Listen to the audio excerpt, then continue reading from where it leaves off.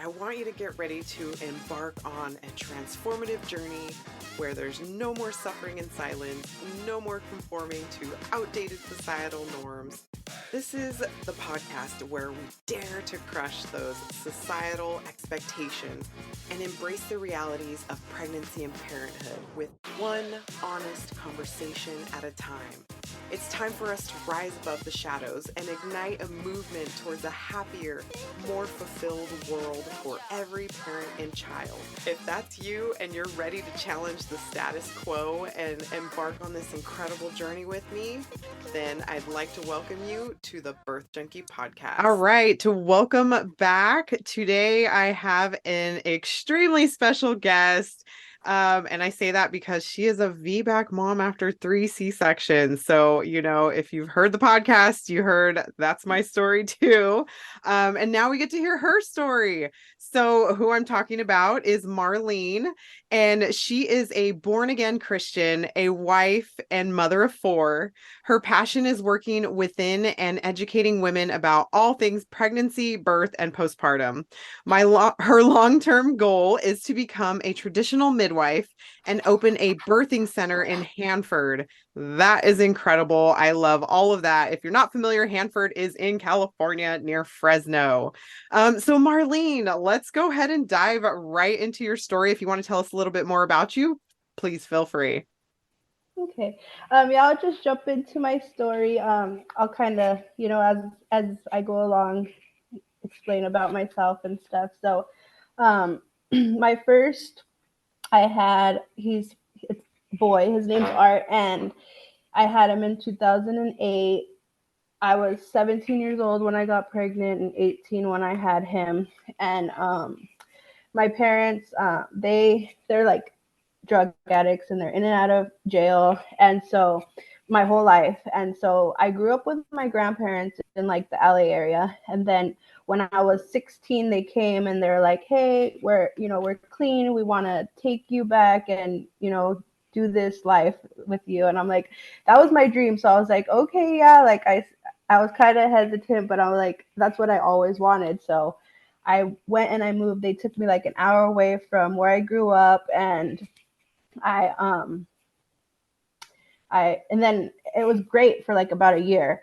And then they started doing their drugs, and we were in like a small apartment, and they would just do it all over, like, so I never wanted to be home. And so I had a boyfriend, and I was always at his house, and I got pregnant, and I didn't have anybody to ask like advice because they moved me away from everybody and they were all strung out. So I just went to like a free clinic, and I put all my trust and faith in this doctor because I'm like, that's what you're indoctrinated to do. Like, that's what it's on TV. That's what people do and everything. So I put all my faith and trust in him. And the pregnancy was great. Like, I was 17, I was young, I didn't have any health issues. My son, he was perfect and everything. And the only thing towards the end, I was like super swollen. I had really bad back pains and stuff like that. So now that I think about it, he was just probably not in the best position.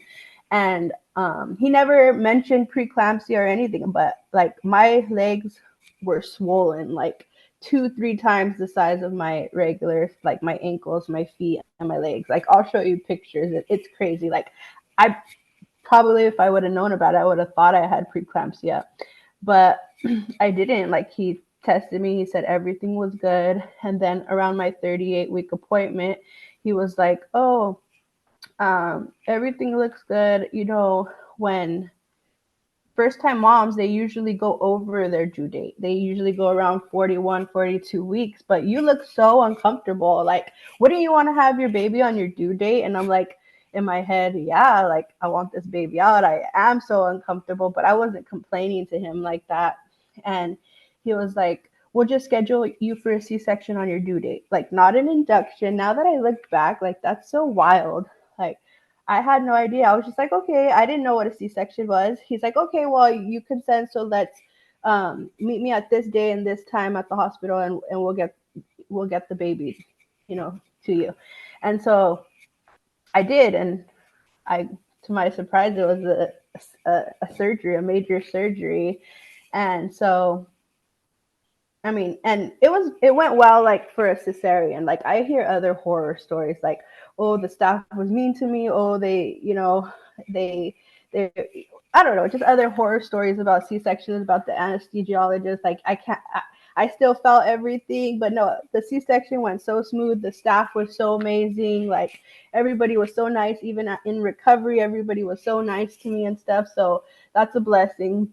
And then after that, I didn't have another child till like 5 years later in 2013. And I was still not educated. I didn't really care. I was just going like with everything again. My sister, she's older, she had a baby, so and she said that her OBGYN was pretty good. So I went to that OBGYN and the same thing, put all my faith in them. I said, I want to try for VBAC, and he was supposedly VBAC friendly, but until he wasn't. And that was towards the end. Actually, like he didn't pressure me into anything, just when my water broke. And actually my water broke, I went into labor spontaneously by myself. I didn't really feel any contractions. I just my water broke like at 2 in the morning, and then I went straight to the hospital. And I was laboring for like 12 hours. I still didn't, I felt mild contractions, but nothing too serious. And he was like, oh, your water's been broke for 12 hours. We need to get you in for a C-section because the risk of infection and this and that. And I was just like, okay. So I went, you know, and the same experience. Like I was healthy, the baby was healthy. Um, the C-section went smoothly. Like the staff was wonderful again. Like, and I thank God for that because, like I said, I've heard like crazy horror stories, like sad horror stories about C-sections and stuff like that. And then I didn't have another baby till about 6 years later.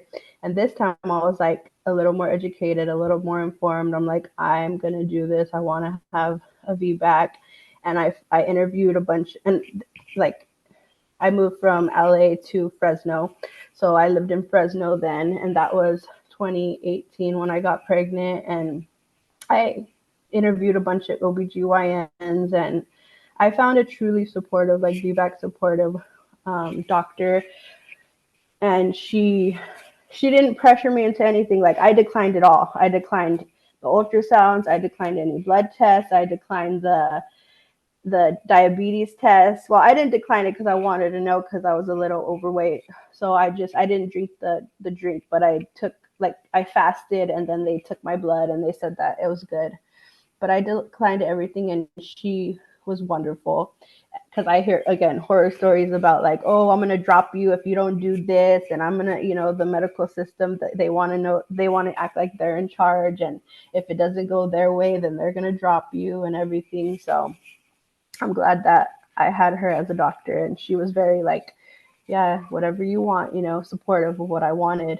But she did tell me, since you're not going to schedule a C-section and we're not going to schedule an induction, I all for it, I'll be back for you, but you might get an on-call doctor. Like I might not be the one that's going to deliver your baby, and the doctor that's there might not be VBAC supportive. And that's exactly what happened. I went into labor. I went past. I was like almost 42 weeks. And again, my water broke, and my mistake, I went straight to the hospital again once my water broke. And I was a little more educated, but not as much. And so the doctor was not VBAC supported. I was kind of standing my ground for longer, and she was just like, I'm going to switch shifts, and you need to we need to prep you for a C-section. And I was like, well, no, I don't want it. I'm going to have it be back. And she's like, well, we can't really monitor the baby with the belly monitor. So we're going to put the internal monitor, the one that screws in their head. And I was like, no. And then I was already like tired because it was over 12 hours. It was like 18 hours. And I was already like almost like 6 centimeters. So my body was doing it. It's just, they want it on their time. Women need longer than what they get allot you, what they give you. And so I was like, no, I don't want that thing stuck in my baby's head. Like I didn't know I was the authority at that time. I knew a little bit more, but I didn't know that what I say goes. Like, and I was already exhausted, and I was feeling the contraction. So I just felt defeated, and I was just like, whatever, just give me a C-section then. And So I had the C-section. It went smoothly again, and then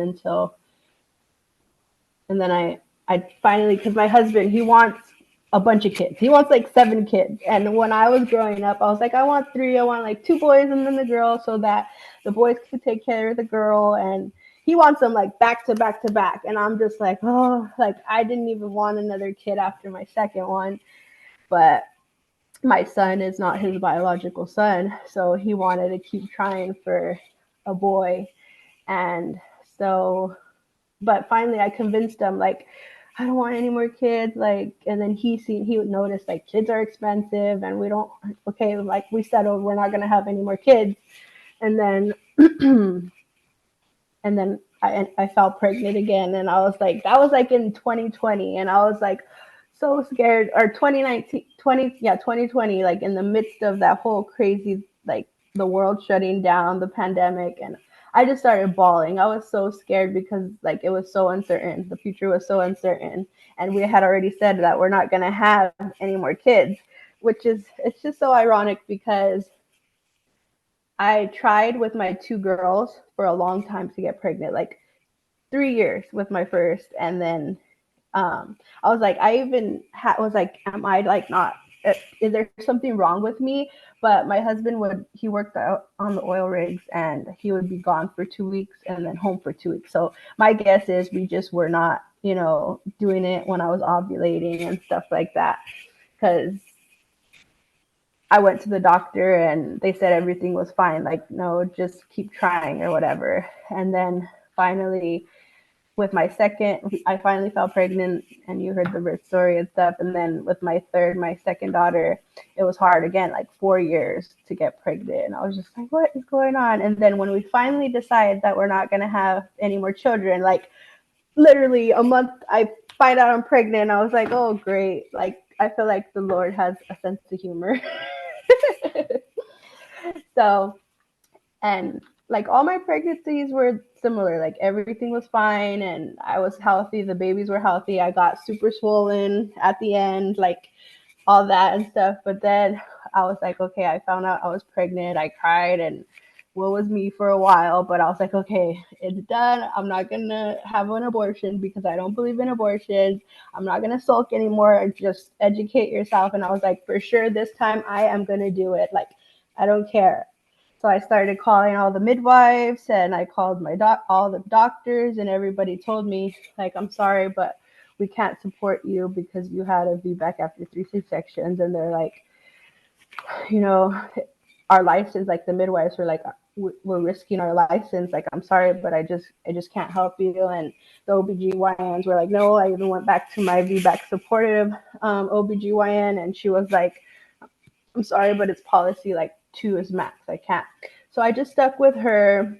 But in my mind, I was like, I'm going to have a free birth. That's what I'm going to do, an unassisted free birth. Like, I'm just going to be at home with me and my family, and that's what I'm going to do. So I started researching, like reading all the books, reading all the articles, listening to all the podcasts. And, my research was good because after I had my son, I took 2 doula training courses, and all the courses like backed up all the information that I had researched on my own. Like, I knew all the doula stuff. I knew everything about physiological birth. The only thing I needed help with was like the business end.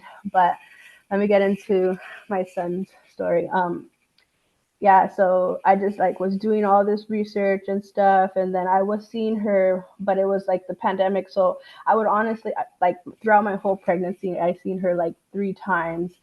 And towards the end, around 37 weeks, I stopped even going to her. I went to my last appointment. No, it was like, actually, it was 35 weeks.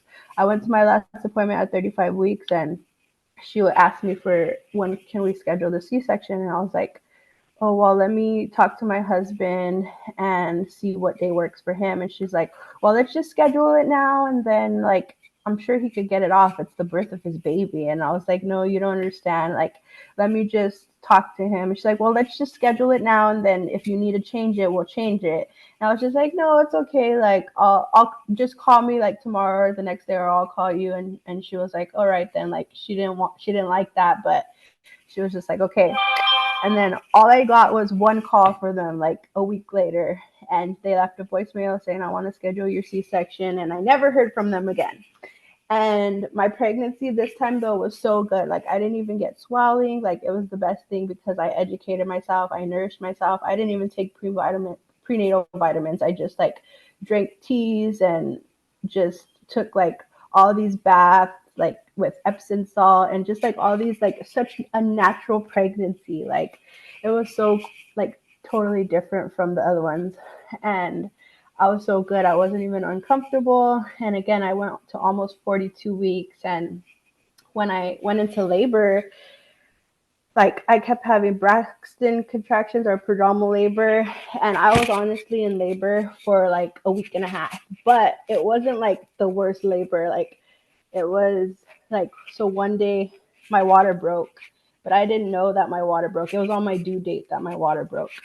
And I thought it was just like a trickle because my first two with my girls, it like gushed out, like all of it. But this time it was like just trickling and like throughout the whole day. And I was like, okay, I need to wear like a diaper because it keeps trickling and stuff like that. So, and then I just went out about my day. I didn't feel no contractions. And then I went to bed. And then the next day I got up and the same thing, like nothing. And I even stopped trickling. And, but that night when I tried to go to sleep, I laid down and then like at 12 at midnight, I started feeling contractions, but they weren't like the worst contractions. Like I could still lay there and I couldn't sleep through them, but I could still stay still and stuff like that. And I didn't tell anybody. I just stayed in bed and dealt with it. And then in the morning, like when the sun came up, like around 6:30, it's like everything stopped and it was a normal day. And then the next night I was able to sleep, and then the next day was normal. And then again, when I went to bed, like around 10 o'clock, the contractions started and they were the same as the previous night.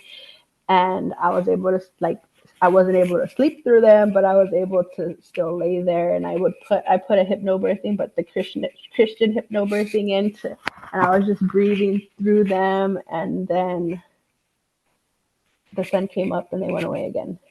And then like that kept happening for like a week and a half straight because I had prayed to God, like, God, because I feel like I have a low pain tolerance. It's like, I'm gonna do this, but please God, let me just do it slowly, like not so intense and stuff. And I feel like he gave me the labor that I could handle and the labor that I wanted. And then so it was like a Wednesday, and I thought it was the real thing because it was like coming a little faster and stronger and stuff. And it happened again like at night when I felt, actually this time I got to sleep till like maybe 2 a.m. and then they came. And then I told my husband, I'm like, it might be the real time, like. And then he's like, okay, what do I do? And I'm like, well, I'm able to still lay down, so let's just like try to rest, but just like keep in mind that it might be today.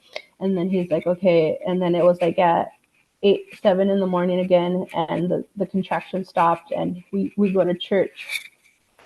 No, actually, it was Sunday. Sorry, we go to church that morning, and I was like, just go to church, and I'll stay home because I wanted to be alone. And then he's like, no, but what if it's like really really labor? And I was like, well, church is like 5 minutes away. I'll call you, and you can just come. But he didn't want to go to church. He was just wanted to stay with me, which I was like, okay, I'm not gonna fight about it. You can stay here. And then after, it was like the next 2 days were normal. And then Sunday came, and this was the real thing. And it was like, again, I went to bed, and then I woke up maybe like at 2 a.m. with the contractions, and they were coming faster, stronger, less time apart and stuff. And I couldn't even like sleep through them. I couldn't even lay down. So I went to go take a bath like at 3 a.m.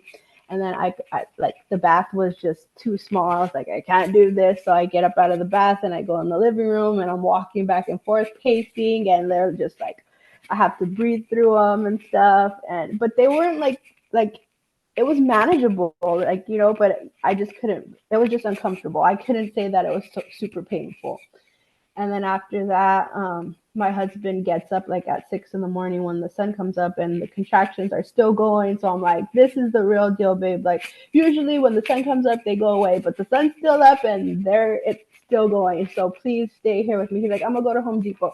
I'm just like, on Sunday, when I asked you to stay, when I asked you to leave, you didn't want to leave to church. But now that I'm telling you it's the real deal to stay with me, you're gonna like believe me. And he's like, I'll be right back. And I'm just like, whatever, go, go.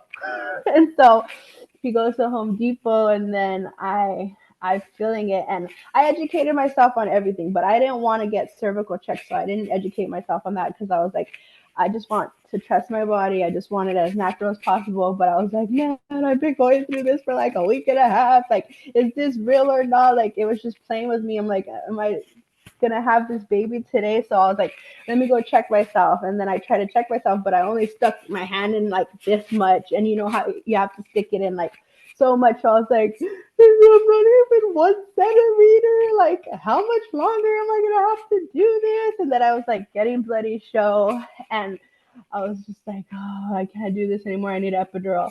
So I called my husband. I'm like, get home now and take me to the hospital. I need an epidural. So he comes like 30, 40 minutes later.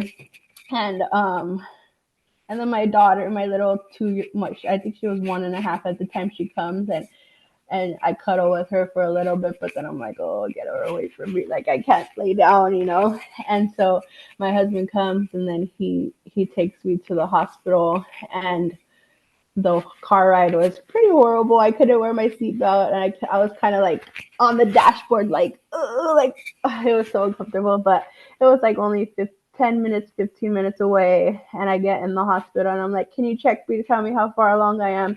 And we even bypassed like all the paperwork because I'm in like active labor at this point. And they're like, oh, you're 9.5 centimeters. And so once I heard that, I was like, my whole mindset shifted. Like, I don't need these people. I pretty much did it at home. I wish I would have stayed home. But now that I'm here, whatever, I'm not going back. So I'm just going to do it here. But these people are like in my head, I'm like, I'm not going to like accept anything. I'm not going to take their stuff, you know?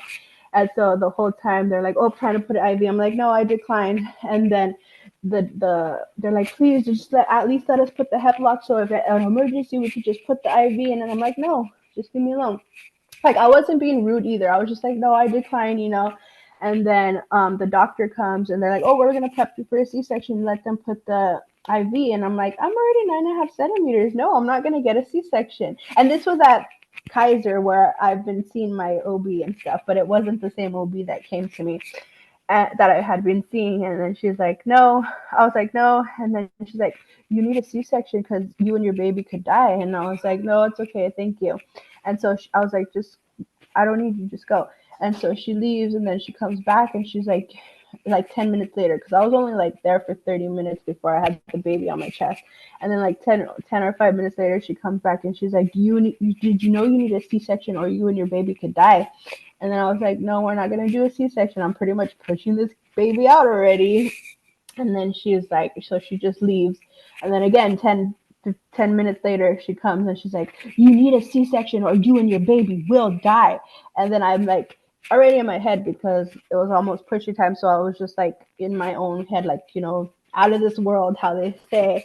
And so I just ignored her, but I do remember that. And then, so she went to my husband because I ignored her, and he's like, lady, get out of here. We're not going to do a C-section. And so she finally leaves. And then, I was like super thirsty. So I was like, babe, can I have some water? And they're like, no, you can't have water. And I was like, good thing my husband brought my water bottle. I'm like, babe, give me my water. Like, and then I just drank it. Like, I was just ignoring everybody. I was just like, if it was me and my husband there. And then, I was like, I wasn't on my back like they wanted me to be. They were trying to get me on my back. I was on, like, I was walking around, and then I did get on the bed, but you know how the bed like goes up, the back of the bed goes up.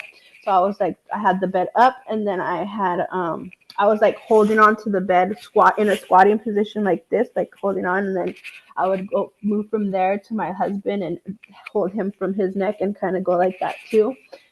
And then I was like, man, this, like, you know, I was like, oh, how much longer? And then I did want him out. Like, that part, like the transition, the last like hour and a half was like the worst.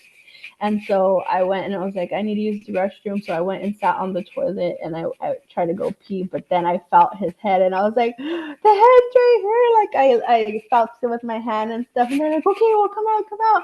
And then they were trying to coach push me and I was just like not listening to them. I was only pushing when I felt like it. And I was like, the ring of fire, because I felt that burning like crazy. I was like, there it is, the ring of fire. And then I didn't push when I felt the ring of fire because I didn't want to tear. So I held off. And then once that feeling went away, that sensation, I pushed the baby out and he slid right out and stuff. And then after that, I still had to advocate for myself because they know. And oh, it was funny because it was my OBGYN, the one that I had been seeing, that delivered the baby. And I felt like kind of like in your face. Like, I was just kidding. But that's how I kind of felt. Like, I felt like such an accomplishment. But after they were trying to cut the umbilical cord, and I was like, no, I want delayed cord clamping. And my idea of delayed cord clamping and your idea are two totally different things. I want it until it is limb and it's like, white and limb.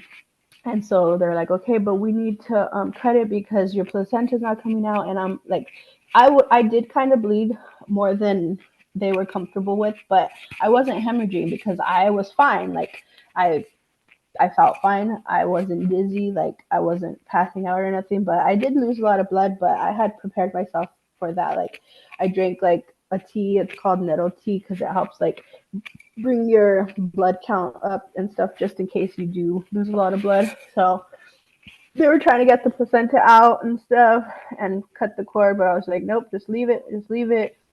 And then I seen that it was lame and stuff, and so I said, go ahead and cut it now. It was about 10 minutes, and then the placenta came out on its own, like maybe an hour later. But she was right there, like, oh, let me push it, let me pull it out. And I'm like, no, just leave it alone and stuff like that. So yeah, and that's the birth story. The only thing too at the end, because we stayed, they wanted to like monitor me because I had lost a lot of blood, but I didn't need nothing. I was fine. But my son, he did have an eye infection, and I believe maybe because after my water broke, like I didn't think it broke on my due date. I thought it was trickling. So me and my husband, I was like, I wanted the baby out. So I was like, let's have sex, like, and then I would take baths and stuff. And so I think maybe that's why he had gotten an eye infection. But and they kept telling me he needs antibiotic. Or first they were like, I'm the one that noticed it, like his eyes were kind of puffy and red, and I kept bringing it up to them, and they didn't. They're like, no, that's usually how it is. They're puffy and they look different and stuff like that. And I was like, are you sure and stuff? And they're like, yeah, everything's fine. And I was like, okay, whatever.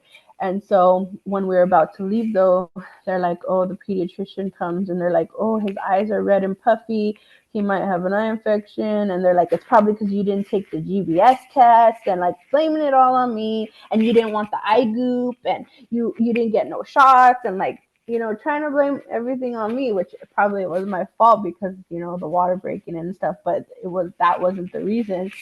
And so they were trying to, I didn't really want him to have antibiotics, but because I could like put breast milk, or there's this stuff called Colidone Silver that I could have put on when I got home, but they threatened to call CPS on me if I didn't give him antibiotics. And they're like, he could go blind, so you need to give him antibiotics before we leave and stuff. So I was just like, I don't want him to go blind. Like, it is really serious. So I'll just give him the antibiotics. That way they can, get off my case too. And so I consented to that. And because I didn't see my OBGYN that much and I stopped going at 35 weeks, they sent a CPS worker to see me before I left. They're like, oh, we're from CPS and we want to know why. She was a really nice lady though. She's like, we just want to have to check why you stopped coming to the visits and why you only were seen like 3 times throughout your whole pregnancy. And I was like, well, it's the pandemic. I have 3 kids and nobody wants to watch my kids, and they say I can't take them to the office. So how, I blamed it on that. But so yeah, that's my story. And I wanted to I became a doula through like all the research and then I even tried to hire a doula, but they didn't want to be my doula because I was doing an unassisted birth. So there's no doulas in this area that I know of that will go to an unassisted birth. But I am one of those doulas that will, like, that's why I became a doula, because I seen, like, I want to try to prevent unnecessary C-sections and unnecessary inductions, and just that, I trust the physiological birth process, and I want to help women understand it and educate them so that they're not pushed into C-sections or unnecessary, because C-sections are good if it's an emergency, but if it's not an emergency, then I want them to avoid that if that's not what they want.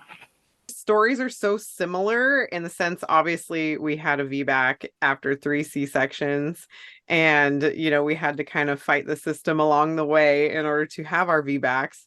But they were so different in the way that when you went into the hospital, they were so against it. And when I went to the hospital, which I went to Kaiser too, I went in and I was about 9 centimeters, and they were like, yes, let's do it. Let's have a baby. They were so supportive.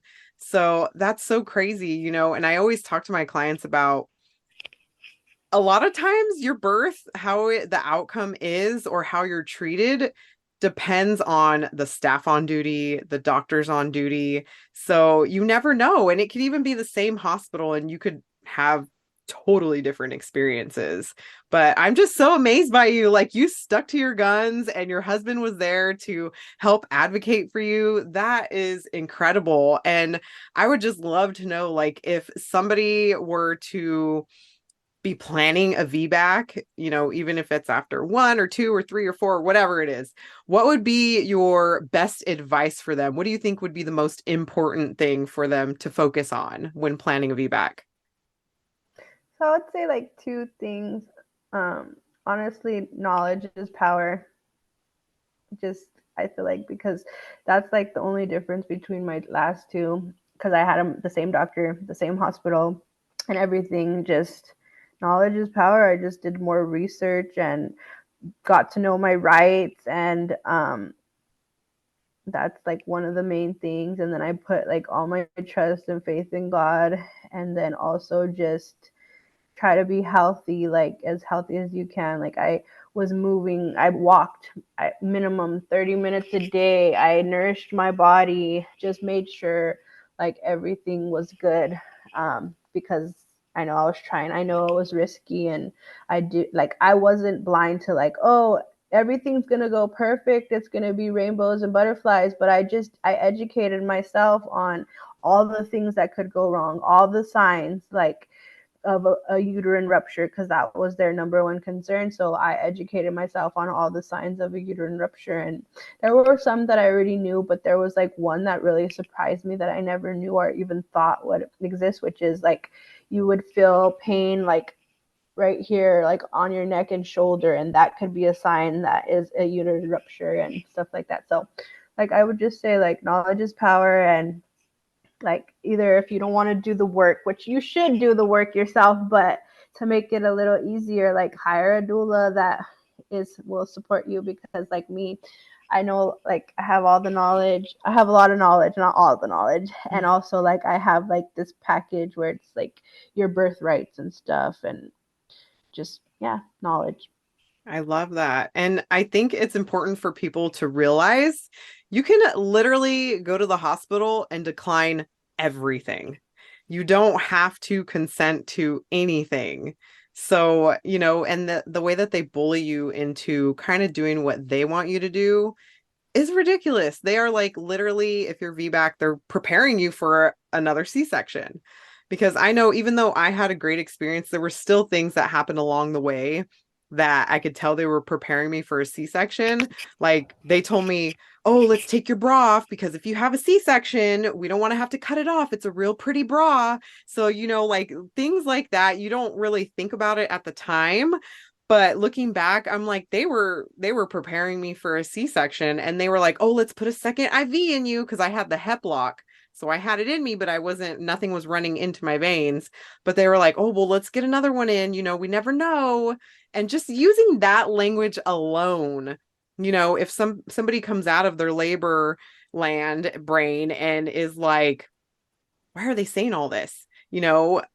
are they preparing me for a C-section? And then that can mess with your mind like, oh shoot, maybe I should have a C-section. And I've seen literally where they're like shaving the client and they're not even asking. They're like, I'm just going to shave you a little bit, which I'm like, who does that? Who, besides in birth, when do we ever just go up to somebody, pull their underwear down, and are like, let me shave you real quick? Like without asking or like consent. Like that's huge. So yeah, I think it's important for people to realize that's not normal. Like, and you can say no. Yeah. And I think that's why they didn't want me to have water, because they're like, oh, just in case she aspirates while she's having a C-section, she can't have water. And then kind of to piggyback off what you were saying earlier, they could be in the same hospital, in the same room on the same day. And like one birth could go beautifully. And then that same day, the birth could be so traumatic to somebody for whatever reason. Yeah, exactly. But so obviously we've talked about that you're a doula, which I think is amazing. Like I am going to refer anybody I know that lives over there to you because I think that's incredible. It's incredible to find a doula who believes in you, who believes in your body, that your body can do it, because not all doulas are the same. And I always tell people interview multiple doulas. Like even when they interview me, I'm like, don't settle on me. Like I invite you to interview other people because you might hit it off with somebody else better than me. And we're being invited into this person's most intimate moment. It's a very intimate experience. So it should be somebody that you're comfortable with, confident in. And I feel like you're the person. Oh, thank you. Yeah, I'm the same way. I tell them don't settle with me too. Interview as many as you can and see who you connect with, because it is such a intimate moment. Yeah. And I know we talked about, or you said you want to become a traditional midwife and you want to open a birth center. So that's awesome. I know right now there's not a birth center in the area. I heard that a midwife is in the process, but nothing's happened yet. So Yeah. what I would love to know, what is your goal with opening a birth center? Okay, so I know that there's a team in Fresno working to open a birth center over there, Mm-hmm. which is amazing. And that's still pretty far. It's like an hour away from Mm-hmm. us. So my long-term goal, I'm kind of waiting because my son, he's just turned 2, and he's just so demanding. Like I potty trained him this week, and he just takes up so much of my time. And my number one priority is family. So maybe in the next, like I say, when he's like 5, I'm gonna start like my midwifery school and stuff. But yeah, I just want to open up a birth center in Hanford, so that, because the one right now closest to us is in Bakersfield, and then there's one in Modesto, if I'm not mistaken, right? And Yes. that's like 2.5 hours away from us. So I just want to open one like right here. But Yeah. probably it won't happen for a while, and I don't know if somebody might get to it before me. But yeah, it could be probably a good 5 years until that's like my 5 year goal. I love that. Yeah. And I feel like we should have birth centers like in every single city because I Mhm. know like you said, like we're the only birth center in Modesto in the Central Valley. So you'd have to go, hours either way to go find another birth center. Mhm. I know there's one in Sacramento, but that's like for us like almost 2 hours away too. So yeah, I mean, birth centers, and if somebody doesn't know, a birth center is like a happy medium between like a home birth and a hospital birth because obviously you have midwives, they're medically trained, and a lot of people have a misconception about midwives. They don't think that they're medical professionals, but they actually are. They can do everything that like your OBGYN can do, just Like, not a C-section. They can't do exactly. surgery. Yeah. So, Mhm. yeah, I think it's important to have that in our back pocket because it's important. It's super important. And the reason I say that I want to be a traditional midwife is because I don't want to be licensed, because I don't want to be regulated by the state, because midwives cannot um, that are licensed cannot attend a breech birth. They cannot attend a twin birth. And I believe in those things. They're just a variation of normal, and they can't support a woman who's had more than 2 C-sections. So that is why, like, I feel like we need more traditional midwives. I know that there's one, her name's Jackie in Fresno, or like Shaver Lake area, but she's really old, and I think she's going to be retiring soon. And Mm-hmm. so, but even she was like almost willing to, well, she was willing to take me on as like a client, but she told me, she's like, you have to have like an OB to back you up. You have to pretty much write a story, why, like a paragraph to me pleading my case, like why I want to have a natural birth, and just a lot of other things. And she was just like, she wasn't wanting to be my midwife. She's like, I could be your doula, and we'll get you to about 9 centimeters or 8 centimeters, and then I'll go to the hospital with you. And I was just like, I'm not gonna pay all this money to like do that. And then also, like, she didn't seem like she was support, like she believed in me. So that's why I was just like, I guess I'm on my own. Yeah, yeah, But definitely. that's really important to me because, like I said, I want to try to prevent as many unnecessary C-sections and inductions as possible. Like, they're great. The hospital's great. I'm not against hospitals, but they're just overly used. And Yeah. they just take advantage of women, and I'm not about that. I don't like it. Like, I want to truly work for the woman. I don't want to have like these people regulating me and stuff. And that's why I chose, because a lot of doulas take insurance, but I'm not going to take insurance because they have those same regulations. I'm sorry, but I'm just not going to take insurance. Like, it's just, I could do like help women other ways. Like, I could do my sliding scale or give out where scholarships and stuff like that instead of taking insurance, because they have like the same regulations. I've looked into it, but I just decided like I'm not going to do it. Yeah, definitely. I know. And it's like if you don't read in depth into like the regulations and everything, you could be going against the law and then you could get in trouble for that. But I know, like me, I support, just like you, the woman. Like I'm about the woman. I know I've talked to different doulas, and one in particular, I talked to her and she was all for the hospital. She's like, I just want to have a great relationship with the hospital. And I'm like, that's weird. Like you're working for the mom, not the hospital. So to me, that's just not how I go. And I don't care like when I'm supporting a birth if the hospital staff gets mad at me. Like I'm not there Mm-hmm. for them, I'm there for the woman if it is a hospital birth. And it's just so crazy to me that it's so geared towards supporting the provider and not the person who's actually giving birth. So, yeah, I feel you though. I'm ready to make that change and I'm super willing to support unassisted births too. I don't know anybody in this area, in my area, that would support one either, because they're too afraid of getting in trouble. But, that's to me, I'm all for it. Same, yeah. That's awesome. So, are you planning on having any more kids? Or are you guys done for sure? I mean, well, it's all in God's hands because I haven't got my tubes tied, or I'm not on birth control. My husband, like, he didn't get, snipped or anything, Yeah. but I am tracking my ovulation, but even not like super, like, just kind of like Yeah. halfway tracking my cycle. But I don't know. I don't know. I don't really want to have any more kids, at least not right now. Maybe I'm thinking when my son, if I do ever have another one, then I would say like when my son's a little bit older, because I have like the spread out. I have my first three children spread out, and then my two back to back, and I feel like it's so much harder when they're back to back. But then if I wait till he's like 5, that's when I want to start being a midwife. So I'm just like torn right now, and I'm like, I don't know. So I don't Yeah. know. Well, that's awesome. I mean, and like you said, it's in God's hands, we never Mm-hmm. know, whatever he gives us. Yeah. Well, awesome. Well, it's so good to talk to you. I'm so happy that you shared your story with me and everyone else. And so, if somebody were to want to come into contact with you or work with you, what would be the best way for them to do that?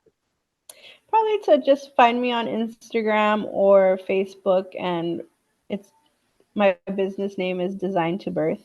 You can find me like that. Even on Google, if you Google, it'll come up as well. Just design, Awesome. yeah, design to birth, because that's what women are. They're designed to birth. Exactly. I love it so much. Obviously, I'll put links in the show notes so they can just click on that and find you right away. But thank you so much for joining me today and sharing your story. I loved it so much. Yeah, thank you for letting me be a part of your podcast. Of course. And I will chat with you soon. Bye. Oh my gosh, I feel so honored that you took the time out of your busy day to listen to that episode. I really hope that you liked it or something resonated with you or you learned something new today. Make sure to hit subscribe so that you don't miss an episode. And if you'd like to connect with me, go ahead and go to the show notes and click the link. I'd love for you to rate and review this show. That helps more people see this show when they're searching. Thank you so much, and I hope you have a beautiful day. I will see you next week.